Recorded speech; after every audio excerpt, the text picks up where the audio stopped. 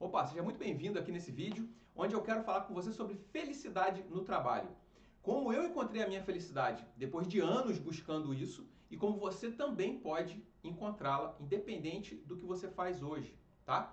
E tem muita gente que acha que a felicidade no trabalho depende de ter um trabalho bacana, dentro de uma empresa legal, com uma equipe que compartilha, que colabora, um chefe gente boa, um salário bacana, benefício e tal. Isso tudo é importante, mas eu descobri que não é o essencial, tá? E por outro lado, tem um monte de gente que não tem nada disso e aí só tudo piora mesmo, né? Porque fica doido para chutar o balde de uma hora para outra, porque aquela falta de sentido, de propósito, de ter mais prazer no que faz, fica martelando na cabeça da pessoa e tudo que a pessoa quer é fazer uma outra coisa, embora ela não saiba o que exatamente. Eu passei por o conjunto dessas duas situações lá atrás e eu tirei alguns aprendizados que hoje eu passo para os meus alunos no meu curso e que eu acho que podem te ajudar também se você está vivendo nesse momento, beleza?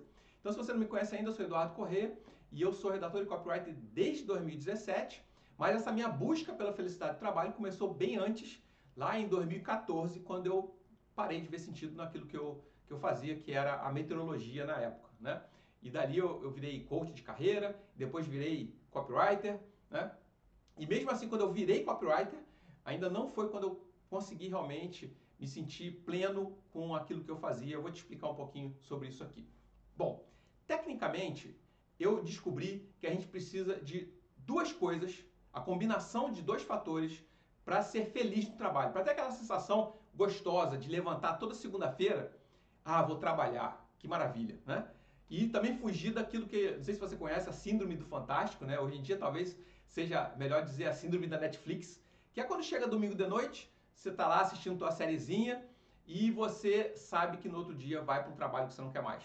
E aí aquilo começa a dar uma pressãozinha no teu peito, você começa a ter dor de barriga, né? Começa a ter aquela crise de ansiedade, porque você não quer mais aquilo ali para você.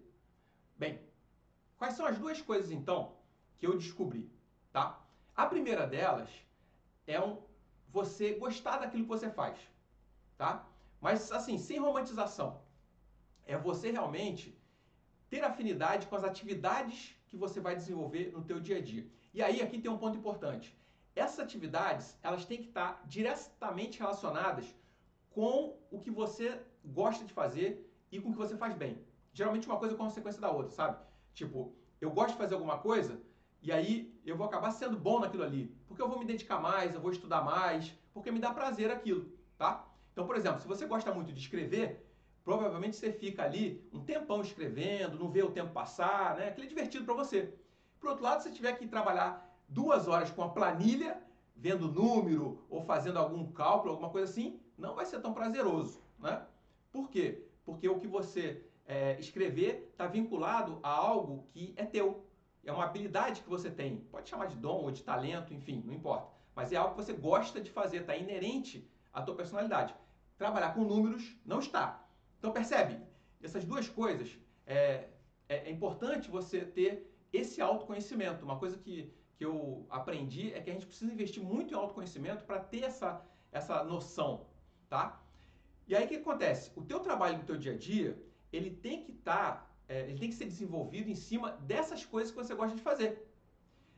Por exemplo, escrita, né? Se você vai trabalhar escrevendo, que é o ponto principal do canal aqui, você tem que estar 70% do teu dia envolvido com atividade de escrita, ou escrevendo, ou pesquisando, ou lendo sobre temas relacionados a coisas que você gosta, enfim. Mas está ali tudo naquele âmbito da escrita em si, ok? É como eu faço aqui hoje. Então, 70% do meu tempo hoje eu estou vinculado a essão coisas. 30% são aquelas coisas chatas que todo trabalho tem, não tem como fugir delas, tá? E eu descobri que essa regra 70-30, ela é assim o mínimo viável para você gostar das atividades do dia a dia. Porque dali para cima você vai gostar cada vez mais, só que dali para baixo começa a se aproximar perigosamente de um meio a meio, tipo, 50% eu gosto, 50% não gosto. Então tanto faz o que você está fazendo hoje, né? Teu trabalho hoje não diz muita coisa para você, não faz teu olho brilhar, porque tanto faz. Então de 70% para cima de atividades que você gosta no teu dia a dia. Isso é um ponto. Agora tem um outro ponto que eu descobri que também é essencial, que não basta só você trabalhar com algo que você goste, tá? Não adianta. Essas atividades elas têm que estar inseridas em um ambiente que faça sentido para você. E aí esse ambiente, geralmente a gente olha para as questões externas, tipo uma empresa legal, que te trate bem, que tem um plano de carreira talvez, que tem um salário bom, benefícios e tal. Isso tudo é importante, tá? Mas não é isso que vai mandar realmente nessa decisão do ambiente, tá? O que vai comandar você escolher um ambiente que vai complementar esse teu prazer em trabalhar e vai trazer a felicidade no trabalho como uma coisa mais, um contexto mais geral, tá? É você entender que o ambiente ele tem que estar alinhado com os seus valores principais. E aí eu vou te contar a minha história de como eu descobri isso, ok? Eu fiz um processo de coaching para poder entender qual seria a nova área profissional que eu poderia investir, já que a meteorologia eu não queria mais, eu não sabia o que eu podia fazer em relação a isso, porque eu estava 10 anos imerso no mundo da meteoro, né? Então eu estava completamente perdido. E esse processo de coaching, uma parte dele foi para identificar os meus valores principais. Valores são aquelas coisas que direcionam as nossas decisões de forma consciente ou inconsciente. Muitas vezes você toma decisões meio sem saber por que você prefere aquele caminho e por trás estão os teus valores primordiais ali comandando as coisas, beleza? E a maioria das pessoas não tem uma noção muito clara de quais são esses valores. E eu não tinha naquela época, né? Isso era lá 2014 para 2015. Beleza. E eu descobri o seguinte, eu tinha como valores primordiais liberdade, flexibilidade, tá? E trabalhar com o que eu amo. Era uma coisa que eu queria muito, isso eu descobri, é necessário eu trabalhar com algo que eu gostasse. Mas isso aí eu já estava resolvendo, né, dentro do processo. Mas liberdade e flexibilidade, ou autonomia, pode ter sinônimos aí, tá? Foram surpresas para mim. E aí como é que a gente aplica isso no ambiente de trabalho? Eu descobri que eu não conseguia mais alinhar esses valores com o modelo da CLT. Por quê? Porque eu estava ali dentro de uma estrutura, de uma empresa, onde eu tinha atividades que eram definidas por outras pessoas, que era cobrado por outras pessoas, eu tinha que fazer as coisas de acordo com um passo a passo, ou regras e procedimentos da empresa e tal, e aquilo estava contribuindo para eu não me sentir bem naquele ambiente. E não tinha nada de errado com o ambiente em si, entendeu? Eu não vivia num ambiente tóxico, a empresa não era ruim, nada disso. Mas os meus valores primordiais não batiam mais com aquela estrutura. E aí eu tive que olhar para outros modelos que pudessem me trazer, que me deixasse mais confortável, trabalhando com o que eu queria. E esse outro modelo foi a prestação de serviço, modelo freelancer, no caso, modelo empreendedor, que onde você trabalha de casa, você trabalha para você mesmo, né? Então, quando eu descobri esse outro modelo, e aí eu juntei com o que eu gostaria de fazer, né, com uma atividade que me desse prazer, aí as coisas fizeram sentido, tá? Então, o que aconteceu? Eu só consegui realmente juntar essas duas coisas quando eu me tornei redator, porque eu fui trabalhar com a escrita que eu amava e, além disso, eu estava dentro de um ambiente que fazia sentido para os meus valores.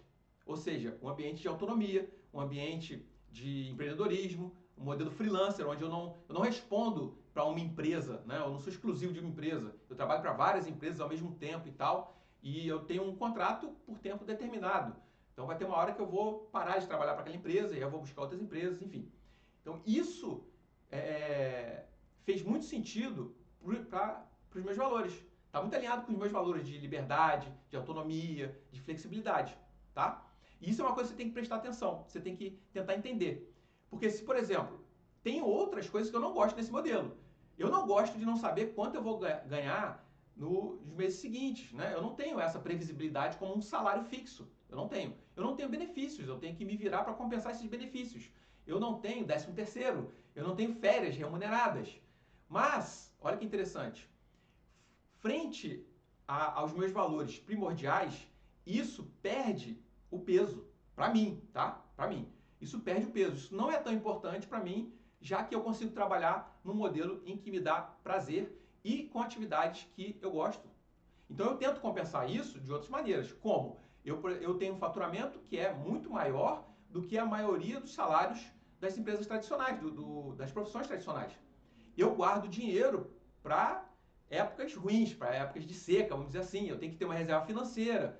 eu tenho que ter, de repente, um seguro de vida, eu tenho que ter algo que vai, um plano de previdência privado, então algo que vai compensar essas outras coisas, percebe? Então eu monto esse modelo para que eu possa viver de acordo com o que realmente faz sentido para mim.